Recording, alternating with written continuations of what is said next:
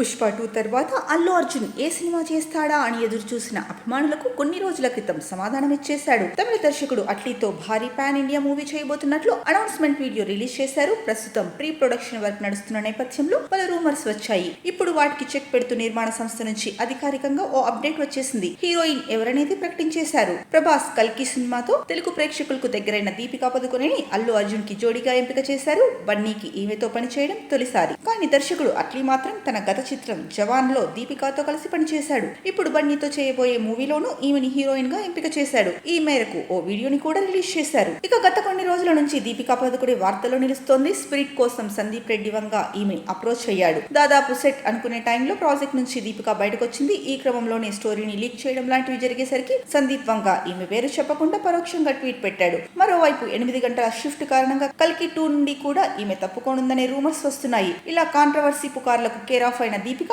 Bunny Atlee movie విషయంలో ఏం చేస్తుందో చూడాలి మరి. ఇక దీపిక స్వతహాగా కన్నడ అమ్మాయి అయినప్పటికీ కెరీర్ ప్రారంభం నుంచి హిందీలోనే సినిమాలు చేస్తూ వచ్చింది. పద్మావత్, రామ్లీలా తదితర చిత్రాలు ఈమెకు చాలా గుర్తింపు తీసుకొచ్చాయి. ఇక తనతో పాటు కలిసి సినిమాలు చేసిన రణవీర్ సింగ్ ని ఈమె పెళ్లి చేసుకుంది. కొన్నాళ్లకు వీళ్లకు ఓ కూతురు కూడా పుట్టింది. మధ్యలో కాస్త బ్రేక్ తీసుకుంది. కానీ ఇప్పుడు మళ్ళీ బిజీ కానుంది దీపికా పదుకొణి. ఇక నటి, మోడల్ అయిన దీపికా పదుకొణి 1986 జనవరి 5న డెన్మార్క్ లోని కోపెన్హెగన్ లో జన్మించారు.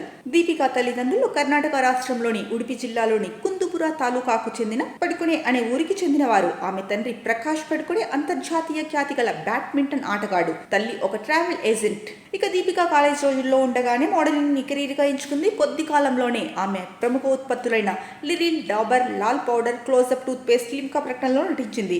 మెబ్లిన్ అనే కాస్మెటిక్స్ కంపెనీ ఆమెను అంతర్జాతీయ అధికార ప్రతినిధిగా నియమించుకుంది. ఇక 2022లో మే నెల 17 నుంచి 28వ తేదీ వరకు ఫ్రాన్స్ లోని కేన్స్ లో జరిగిన 75వ కేన్స్ ఫిల్మ్ ఫెస్టివల్ కాంపిటీషన్ లో జ్యూరీలో సభ్యురాలిగా దీపిక నియమితులవడం తెలిసిందే.